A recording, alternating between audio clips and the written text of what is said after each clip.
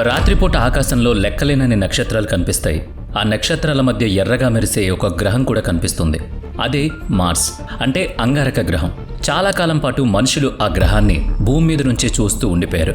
టెలిస్కోప్లతో అక్కడ ఉపరితలాన్ని అర్థం చేసుకునే ప్రయత్నం చేశారు. ఎన్నో ఫోటోలు తీసి దాని గురించి అంచనాలు వేశారు. కానీ 21వ శతాబ్దంలో పరిస్థితులు పూర్తిగా మారిపోయాయి. మార్స్ను కేవలం దూరం నుంచి చూడడం కాదు, అక్కడికి నేరుగా చేరుకోవాలని కొన్ని దేశాలు నిర్ణయించుకున్నాయి. సరిగ్గా ఇక్కడే మార్స్ మిషన్ల రేస్ మొదలైంది. చాలా కాలం పాటు స్పేస్ హిస్టరీ అనగానే అమెరికా, రష్యా పేర్లు మాత్రమే వినిపించేవి. మనుషులు అప్పటికే చంద్రుడి మీద అడుగుపెట్టారు. నాసా రోవర్లు మార్స్ మీద మట్టిని తవ్వుతూ పరిశోధనలు చేస్తున్నాయి. స్పేస్ రేస్ ఇక ముగిసిపోయిందని ప్రపంచం మొత్తం అనుకుంది.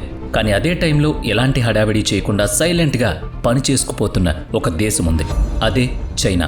1980ల నాటికి చైనా స్పేస్ ప్రోగ్రాం చాలా చిన్న స్థాయిలో ఉండేది. డీప్ స్పేస్లోకి వెళ్లిన అనుభవం కానీ, హై లెవెల్ రాకెట్ టెక్నాలజీ కానీ వాళ్ళ దగ్గర లేదు. ప్రపంచం వాళ్లను సీరియస్గా తీసుకునే పరిస్థితి అందుకే లేదప్పుడు. అప్పట్లో చైనా శాటిలైటు భూకక్షకి పరిమితమయ్యాయి. ఆ పరిస్థితుల్లో మార్స్ లేదా చంద్రుడి గురించి మాట్లాడడం ఒక కల లాంటిదే. అక్కడి నుంచే China national space administration long term planning మొదలుపెట్టింది. వాళ్ళ ముందున్న ప్లాన్ చాలా స్పష్టంగా ఉంది. మొదట చంద్రుడు, ఆ తర్వాత మార్స్ దగ్గరకు డైరెక్ట్గా వెళ్లడం చాలా పెద్ద రిస్క్ అని చైనాకు తెలుసు. అందుకే టెక్నాలజీ, ల్యాండింగ్, కమ్యూనికేషన్, ఆటోమేషన్ లాంటి విషయాలను ముందుగా టెస్ట్ చేసుకోవడానికి వాళ్ళు చంద్రుడిని ఎంచుకున్నారు. 2007లో చైనా చాంగే 1 మిషన్ను లాంచ్ చేసింది.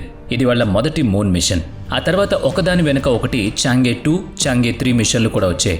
కానీ 2019లో చాంగే 4 చేసిన ఒక పని ప్రపంచాన్ని ఆశ్చర్యపరిచింది. ఇప్పటి వరకు ఎవ్వరూ చేరుకోలేని చంద్రుడి అవతలి వైపున, అంటే భూమికి ఎప్పుడూ కనిపించని ఫార్ సైడ్ ప్రాంతంలో చైనా ల్యాండ్ చేసింది. ఇది అంత ఆషామాషి విషయం కాదు. ఆ ప్రాంతం నుంచి భూమితో డైరెక్ట్ కమ్యూనికేషన్ సాధ్యం కాదు. దానికోసం చైనా ఒక ప్రత్యేకమైన రిలే శాటిలైట్ను ఉపయోగించింది. ఆ ల్యాండింగ్ సక్సెస్ అవ్వగానే చైనా స్పేస్ రేస్లో ఏమాత్రం వెనుకబడి లేదని ప్రపంచానికి మొదటిసారిగా అర్థమైంది. ఇదే కారణం వల్ల మార్స్ మీద సేఫ్ ల్యాండింగ్ చేయడం అనేది చాలా కాంప్లెక్స్ ప్రాసెస్ అని ప్రపంచం గమనించింది. మార్స్ ల్యాండింగ్లో అత్యంత ప్రమాదకరమైన దశను నాసా 7 మినిట్స్ ఆఫ్ టెర్రర్ అని పిలుస్తుంది. మార్స్ మీద మొదటిసారిగా సాఫ్ట్ ల్యాండింగ్ సక్సెస్ చేయడానికి అమెరికాకు చాలా దశాబ్దాల సమయం పట్టింది. 1976లో వైకింగ్ 1 మిషన్తో అది సాధ్యమైంది. రష్యా పంపించిన చాలా మిషన్లు ఫెయిల్ అయ్యాయి. యూరోప్ కూడా చాలా లిమిటెడ్గానే ప్రయత్నించింది.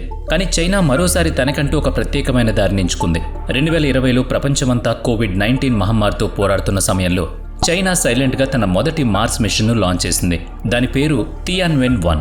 ఈ పేరుకు హెవెన్లీ క్వశ్చన్, అంటే స్వర్గానికి ప్రశ్నలు అని అర్థం. ఈ మిషన్లో అందరినీ ఆశ్చర్యపరిచిన విషయం ఒకటి ఉంది. అందులో ఒకేసారి 3 పనులు చేయాలని చైనా ప్లాన్ చేసింది. మార్స్ కక్షలో తిరిగే ఆర్బిటర్, ఉపరితలం మీద దిగే ల్యాండర్, మట్టి మీద నడిచే రోవర్, ఇలా 3ంటిని ఒకేసారి తమ మొదటి మార్స్ మిషన్లోనే పంపాలని ఏ దేశం సాహసించలేదు. ఇది చాలా పెద్ద రిస్క్. కానీ ఇది సక్సెస్ అయితే డైరెక్ట్గా టాప్ లీగ్లోకి వెళ్ళిపోతామని చైనాకు తెలుసు. దాదాపుగా 10 నెలల ప్రయాణం తర్వాత 2021 మే 14న చైనా ల్యాండర్ మార్స్ ఉపరితలం మీద దిగింది. యూటోపియా ప్లానిషియా అనే ప్రాంతంలో అది ల్యాండ్ అయింది. ఒకప్పుడు నాసా పంపిన వైకింగ్ మిషన్ కూడా సరిగ్గా ఇక్కడే దిగింది. ఈ ల్యాండింగ్ అంతా ఆటోమేటిక్గా జరిగింది. భూమి నుంచి సిగ్నల్ అక్కడికి వెళ్లి రావడానికి సుమారుగా 20 నిమిషాలు పడుతుంది. కాబట్టి ఎవరూ దీన్ని లైవ్ కంట్రోల్ చేయడం సాధ్యం కాదు. ల్యాండింగ్ సక్సెస్ అయిందని కన్ఫర్మ్ అయిన తర్వాత మార్స్ మీద సక్సెస్ఫుల్గా యాక్టివ్ రోవర్ను దించి ఆపరేట్ చేసిన రెండో దేశంగా చైనా చరిత్ర సృష్టించింది. ఆ రోవర్కు జురాంగ్ అని పేరు పెట్టారు. చైనా పురాణాల ప్రకారం జురాంగ్ అంటే అగ్నిదేవుడు. ఆ జురాంగ్ రోవర్ నెమ్మదిగా మార్స్ ఎర్రటి మట్టి మీద ముందుకు కదిలింది. దానికి 6 చక్రాలున్నాయి. అది సోలార్ ప్యానెల్స్తో పనిచేస్తుంది. అందులోని కెమెరాలు, రాడార్, సెన్సార్లు ప్రతి క్షణం డేటాను పంపుతూనే ఉంటాయి. దాని మొదటి ఫోటోలు బయటకు రాగానే చైనా మీడియా వాటిని మార్స్ సెల్ఫీస్ అని పిలిచింది. ఎర్రటి మట్టి, నీలిరంగు ఆకాశం, మధ్యలో చైనా రోవర్.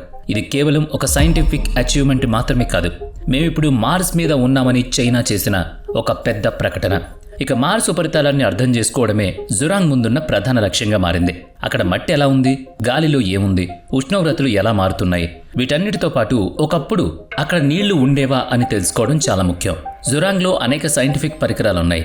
అందులోని గ్రౌండ్ పెనిట్రేటింగ్ రాడార్ మార్స్ ఉపరితలం కింద కూడా చూడగలదు. దాని కెమెరాలు కేవలం ఫోటోలు తీయడం కాదు, రాళ్ల ఆకృతిని కూడా విశ్లేషించగలవు.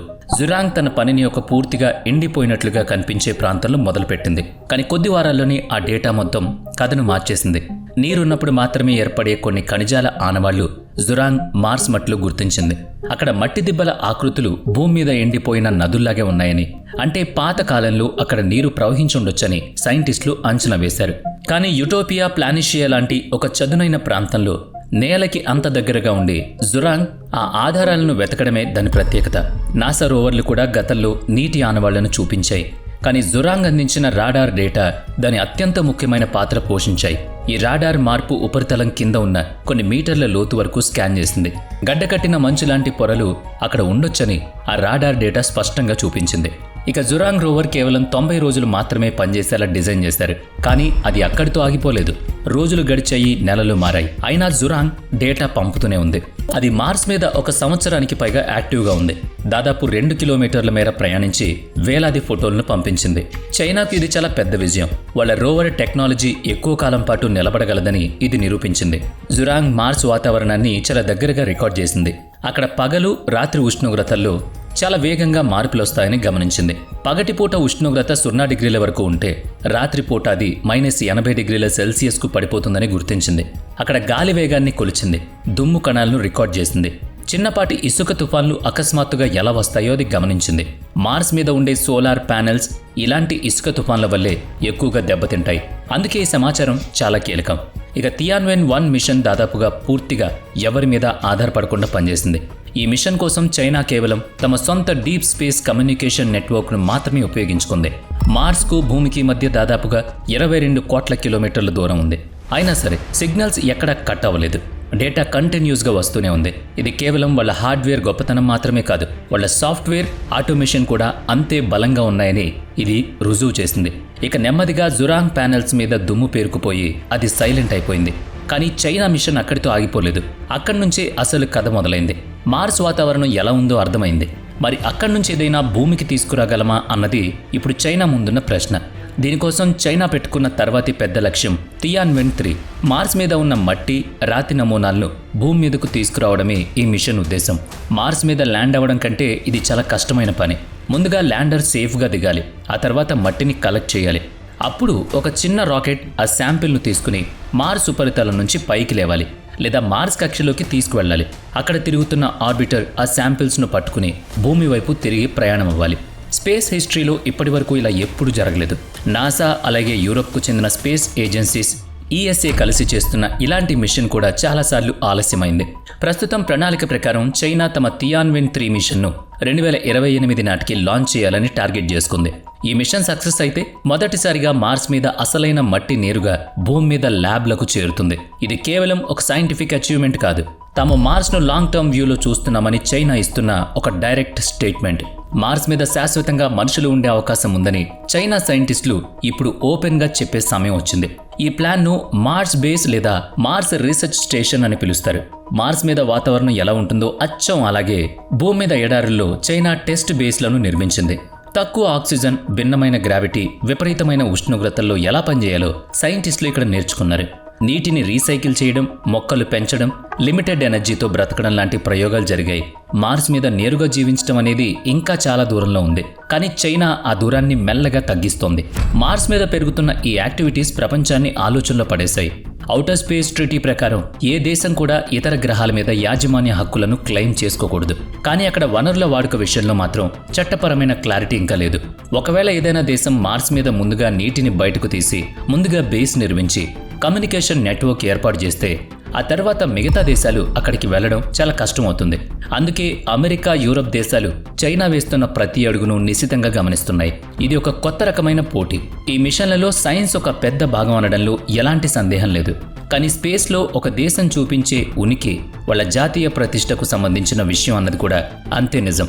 1969లో చంద్రుడి మీద కాలు పెట్టడం అమెరికాకు ఒక ఐడెంటిటీగా ఎలా మారిందో, ఇప్పుడు మార్స్ మీదకు చేరుకోవడం చైనాకు అలాంటి ఐడెంటిటీ ఇస్తుంది. జురాంగ్ ఇప్పుడు మార్స్ ఉపరితలం మీద నిశ్శబ్దంగా ఉండిపోవచ్చు. కానీ అది తెరిచిన దారి మాత్రం ఎప్పటికీ మూసుకుపోదు. మార్స్ ఇప్పుడు కేవలం ఒక ఎర్రటి గ్రహం కాదు, అది భవిష్యత్తు కోసం ఒక ల్యాబొరేటరీ, ఒక పాలిటిక్స్ ప్లే గ్రౌండ్, అలాగే మానవ చరిత్రలో తర్వాత పెద్ద అడుగు. ఈ రేస్ నుంచి తాను వెనక్కి తగ్గేది లేదని చైనా చాలా క్లియర్గా చెప్పేసింది. ఇప్పుడు అసలు ప్రశ్న మార్స్ మీదకు ఎవరు చేరుకుంటారని కాదు, అక్కడ ముందుగా ఎవరు నిలబడతారన్నదే. వీడియో నచ్చితే లైక్ చేయండి, షేర్ చేయండి. ఇప్పటి వరకు మన ఛానల్ని సబ్స్క్రైబ్ చేయనట్లయితే ఇప్పుడే సబ్స్క్రైబ్ చేసుకుని పక్కనే ఉన్న బెల్ ఐకాన్పై క్లిక్ చేయండి. నెక్స్ట్ వీడియోలో మళ్ళీ కలుద్దాం. Thanks for watching.